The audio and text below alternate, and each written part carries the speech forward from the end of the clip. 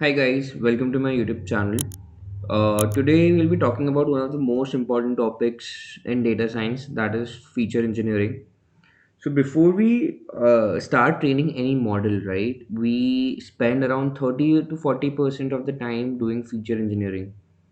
So whenever we get a raw data, we clean that data, we convert it into a useful data, and then we give it to the model. Right now, why do we need to clean this data and do some manipulations over data? Any model to have a high accuracy, we need to give clean data so that it can do all the functions properly. Right. So if there is a raw data, you need to do some feature engineering on it. And for feature engineering, there are a lot of different steps which we'll be talking about. The first step, whenever you get that data, is to understand the data. For that, we do EDA, which is called as exploratory data analysis, right? So, in exploratory data analysis, there are multiple steps. Let's talk each step in detail. First is to understand different features of data. We have a lot of functions like describe function, which tells us about details of the numerical variables, what is mean, median, 25th percentile, 27th percentile. Then we use head function to understand the data structure, data frame, how are the different variables and what kind of values are populating. Then we understand the dimensions using shape, right? So once you have a general understanding of how the data frame looks like, we move on to the second step, which is understanding numerical and categorical variables.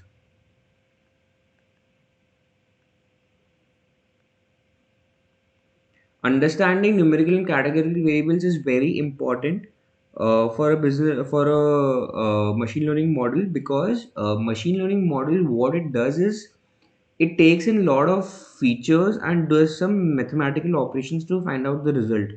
Now we can't pass on the categorical variables directly to the model because it they won't be able to understand it. So therefore we should understand how many numerical variables are there, how many categorical variables there, and essentially we need to get away from all the categorical variables in the data frame before we feed this data to the business model, right? So for this understanding numerical and categorical variables, you can take help of pandas function as d types, right? So whenever you run this on the data frame, for categorical variables you will get object as the data type, while for numerical you will have int and float, right?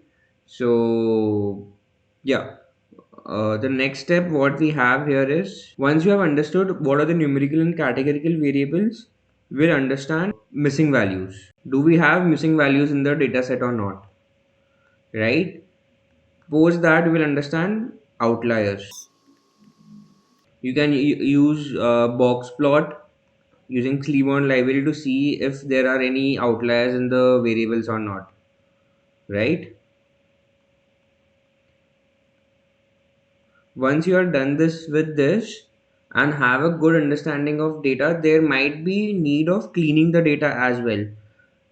Sometimes you might be presented with raw data where you have a feature which has a lot of values concatenated within a single feature, right? So you might need to break it into multiple features, f1, f2, f3 separately to take out information, right? Like sometimes it might happen ki a male and age are concatenated, so this can into a one feature. Now this can be separated into two features, one for gender as male, and second is age as 36. Right now, once you're done with the first step of understanding this data, then we move on to so using this understanding of data in the first step, we make some observations like, are there any missing values? Do we need to treat them? Are there any outliers? Is the data set imbalanced? Right? Once we have understood this, then we move towards the correction part of this. So the second step is uh, impute the missing values.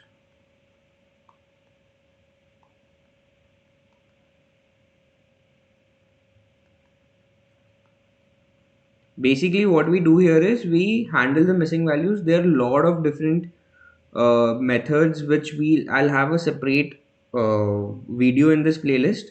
But just to help you understand, there are multiple ways. Either you can delete the rows which has missing values. You can use and impute them with the most frequent values which are occurring the most. So you can use mean, median, and mode depending on the type of feature and the type of business problem we are solving. We can take any of the three methods. Then we can have a classifier model build up. So in this classifier model, basically what we do is, if there are a lot of features f1, f2, and f3 and output, and imagine there are a lot of missing values in f1 column. So what we do is we take f1 as the dependent variable and output f1, f2 as the independent variables, and train the model to predict values of the missing values. And once you have this missing values, using that model we impute this the value whatever this model generates, right? So similar, there are 2 3 more methods which we can use, like you can use unsupervised ml,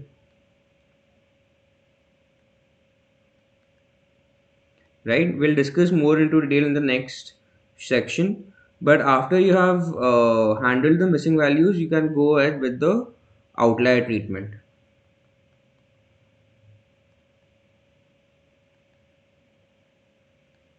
So in outlier treatment, there are a lot of different ways of doing that, where you can go with the method of interquartile range. Then you can have a z-score method. So a lot of outlier treatment methods are there. Once you have done with imputation of missing values and outlier treatment, you can go ahead and uh, uh, check for the imbalance tests, imbalance data set. So sometimes it might happen that the imagine there is a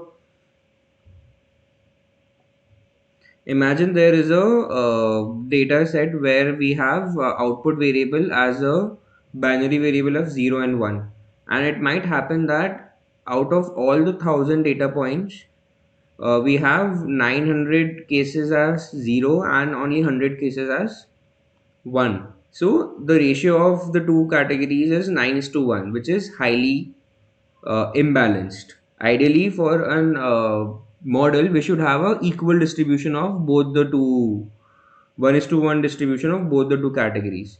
So there are a lot of different techniques like downsampling, upsampling, methods in order to treat the imbalance in the data set. So once you have done the imbalance, corrected the imbalance in the data set, then you can move ahead with the feature selecting part, feature scaling.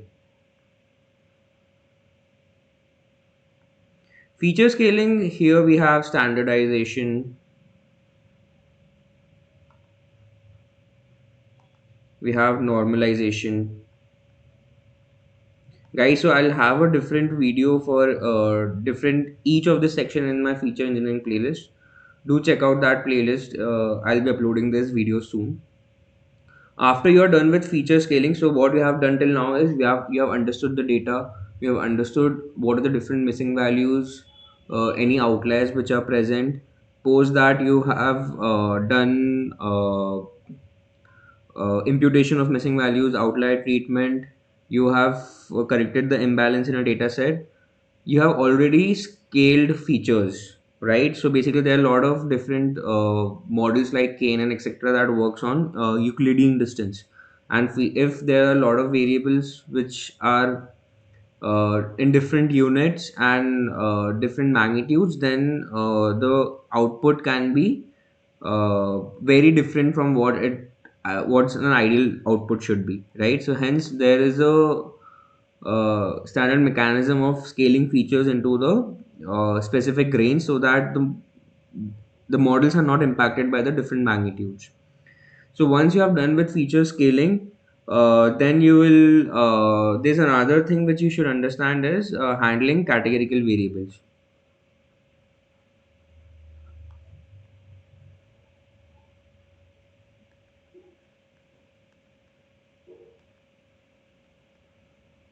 So handling categorical variables, we know that there are different types of categorical variables. There can be nominal categorical variable, and there can be ordinal categorical variable. Now, there are different techniques to handle categorical variables. First thing is, as we have already discussed before, categorical variables needs to be converted into numerical variables for the machine learning to function properly. So nominal variables are there where the categorical variables don't have any rank. Imagine gender, where male and female don't have a rank, something, right?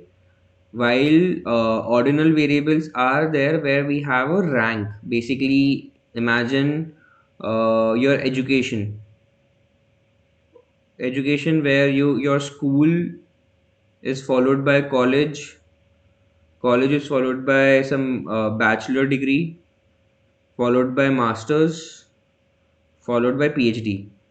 Now each has a rank here where you'll have school first, followed by college, followed by bachelor's, followed by masters, right? So we there are different techniques for ordinal variables and nominal variables. We have one hot encoding for nominal variables. We have target guided encoding technique for ordinal variables, right? So once you have handled all these things in a data set, your 90% of the data set is 95% of feature engineering is done, right? Rest 5% that would come from the business perspective, right? Once you understand what features do we need to handle and what are the ways of handling those features, like there are some date columns which we might have to uh, convert into different forms, right? So once this all these things are done, your data set is done, and it's ready for the next step. The next step is basically feature selection, where you understand what features are important after, because in nominal variables you might have created a different using one hot encoding you create a lot of different features where you convert a one category feature into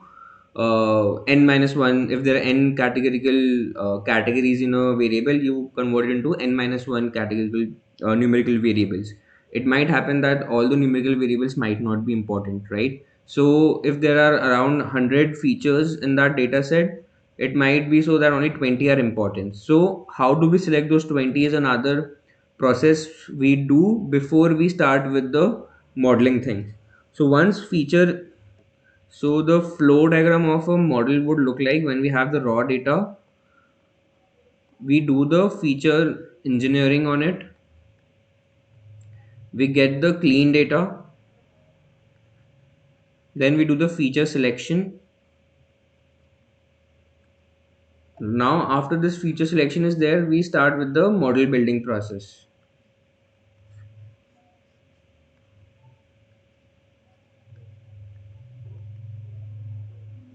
Once the model building is done, we do the hyperparameter tuning, and once that hyperparameter tuning is, then we go to the model evaluation. Once we have achieved a good model evaluation, we go to the model deployment. So yeah, this is how the life cycle of a data science project looks like, I'll be having playlists for each of this blocks. First, we'll be focusing on feature engineering because guys understand this constitutes to around 40 to 50% of their time. If you do this right, then the rest of the part becomes a cakewalk for you. And if you don't get this step right, your accuracy won't be proper. So please focus on this feature engineering and feature selection part. These are the building blocks of any data science algorithm. These are quick to think, and you just need to decide the best model. But if you don't uh, get these two things and do the dataset preparation right, you won't be able to get the correct accuracy. So yeah, please stay tuned for all the different videos for feature engineering and feature selection. I'll be uploading these videos within a week. So yeah, hope you like this video and do subscribe to the channel for getting notified on the further videos. Till then, happy learning.